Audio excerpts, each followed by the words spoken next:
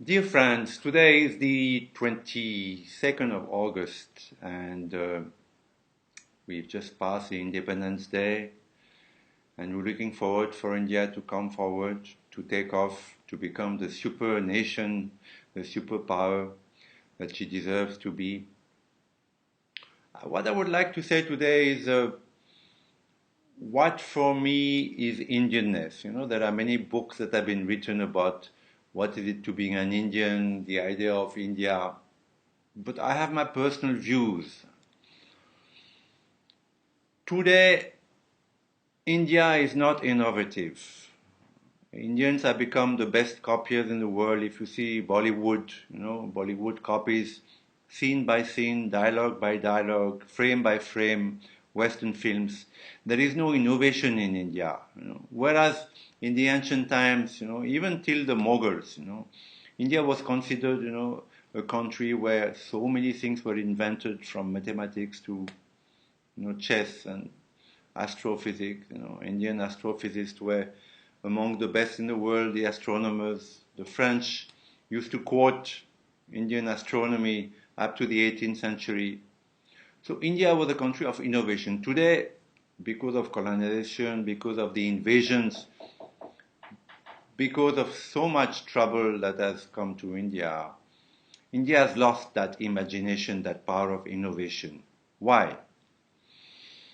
If you see your schools today, your universities, what you're doing is that you produce clones, You only teach them Western values, Western literature, Western mathematics, Western heroes. And as a result, your students, however brilliant they are just copiers. And they're good for export. Most of them, including, the children of the BGP and the RSS even, go abroad to universities and eventually settle there, have children. These children become totally American or British or Canadian, and they're lost to India and they're lost to themselves. Now, what is Indian-Ness? The first quality of Indian-Ness is to know about your own culture. Your own heroes like Shivaji Maharaj, Maharana Pratap were not considered great by your own, history books. Your own poets, Kalidasa is probably one of the greatest poets ever in the world, on par with Homer, on par with Shakespeare. Even today, translated from the Sanskrit to English, you can see the power of Kalidasa. But is Kalidasa taught in Indian schools? Not at all.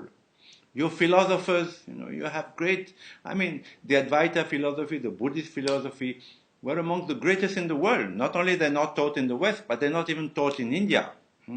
You have contemporary philosophers like Sri Aurobindo, whose books, The Foundations of Indian Culture, The Life Divine, The Synthesis of Yoga, are among the greatest in philosophy. And yet, Sri Aurobindo is not part of the curriculum.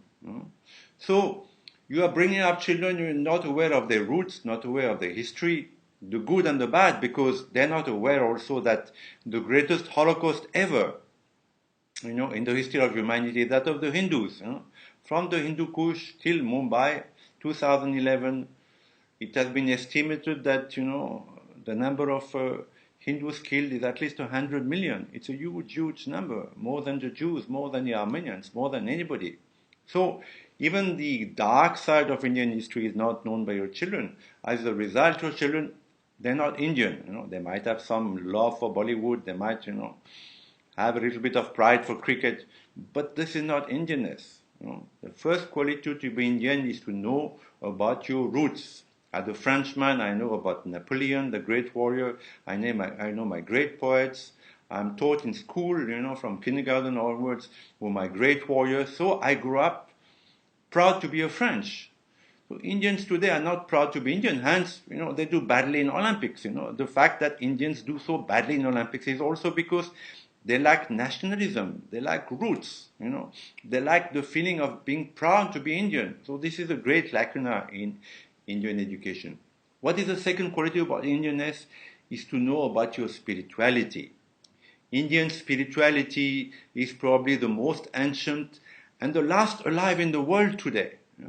In India, people still know what is death, what is life, what is rebirth, what is karma, what is dharma, how the divine manifests himself or herself at different times under different names, which is the concept of the avatar, and this is why Hindus, are able to worship the Christ, Buddha, Mohammed, Krishna.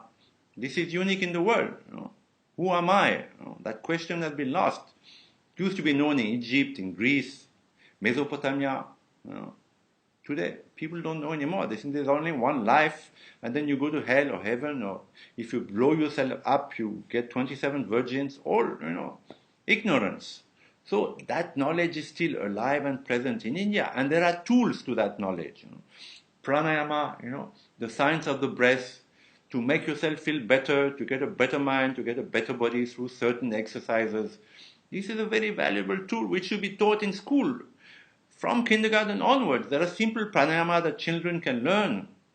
The Art of Living Foundation of Sri Sri Ravi Shankar has such courses for children, for adolescents, which give them a tool to be, better people later in life.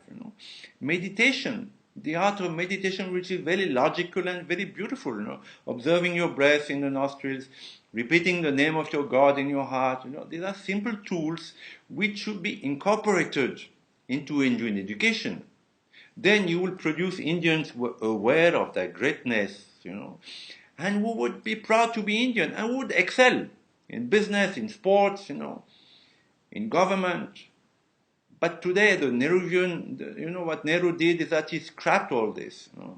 And the Nehruvian legacy is a very heavy legacy to bear for India. And it'll take many, many more years to be rid of. But the effort has to start now. Be Indian. Be proud to be Indian, Do something for your country. This is a great country. It needs you, It needs your Indian-ness. Thank you, and have a good day.